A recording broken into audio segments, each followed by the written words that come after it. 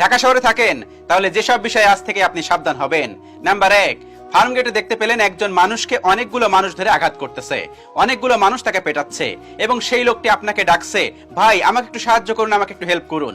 আপনি যদি সেখানে যান তাহলে আপনি নিজেই বিপদে পড়ে গেলেন, কারণ তারা সবাই সংঘবদ্ধ প্রতারক চক্র।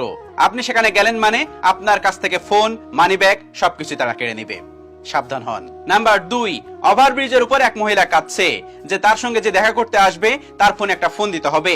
আপনাকে ডাকছে, ভাই আমাকে একটু সাহায্য করুন, আমাকে একটু হেল্প করুন। আপনার ফোনটা দিয়ে একটা মিস কল দিলেই হবে, সে আপনাকে ব্যাক করবে। আপনি যদি আপনার ফোনটা বের করে তার নম্বরটা ডায়াল করে একটা ফোন দেন, আপনি পড়ে গেলেন তাদের ফাঁদে। ওরা নিরীহ মানুষ দেখে নম্বর সংগ্রহ করে এবং পরবর্তীতে লোভনীয় প্রস্তাব দেবে।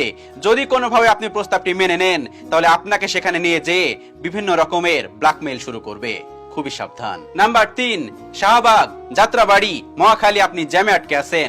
হঠাৎই আপনার চোখে পড়লো দূরে একটা লিফলেট টাঙানো এবং সেখানে দেওয়া আছে আপনি কি নানা রোগে ভুগছেন, আপনি কি অশালীনভাবে কষ্টে ভুগছেন, আপনার বিভিন্ন রকম সমস্যা, তাহলে আজ চলে আসুন আপনাদের এখানে।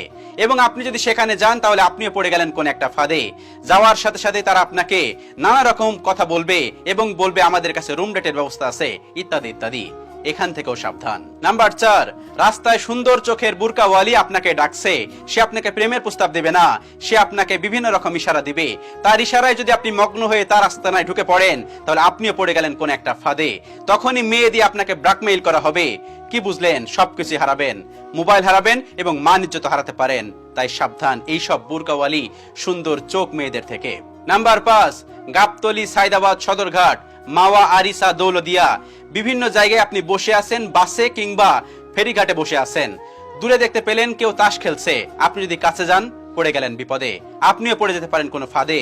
সেজন্য সাবধান, কিছু জায়গা এড়িয়ে চলুন। নাম্বার 6, যাত্রাপথে অপরিচিত লোকজনদের সাথে মত বিনিময় করবেন খুব কম এবং এমন একটা ভান করবেন আপনি যে স্থানে যাচ্ছেন সেই স্থান খুব চেনেন বা অনেক চেনা আপনার, তা না হলে কিন্তু আপনিও পড়ে যাবেন কোন এক বিপদে। নাম্বার 7, রেলগাড়ির ছাদের উপর চলাফেরা করা থেকে বিরত থাকুন, কারণ একদল ছেলে পাওয়া যায় যারা রেলগাড়ির ছাদে উঠে ছিনতাই করে এবং ছাদ থেকে ফেলে দেয়, খুবই সাবধান। নাম্বার 8, লঞ্চে চলাফেরা করেন, যদি লঞ্চে যাত্রী কম থাকে তাহলে লঞ্চে কখনোই উঠবেন না, এটা কিন্তু আপনার জন্য বিপজ্জনক হতে পারে। নাম্বার 9, যারা দ্রুত যাতায়াত করার জন্য স্পিডবোটে যাতায়াত করবেন তারা টাকা এবং মূল্যবান জিনিস সাথে নেবেন না।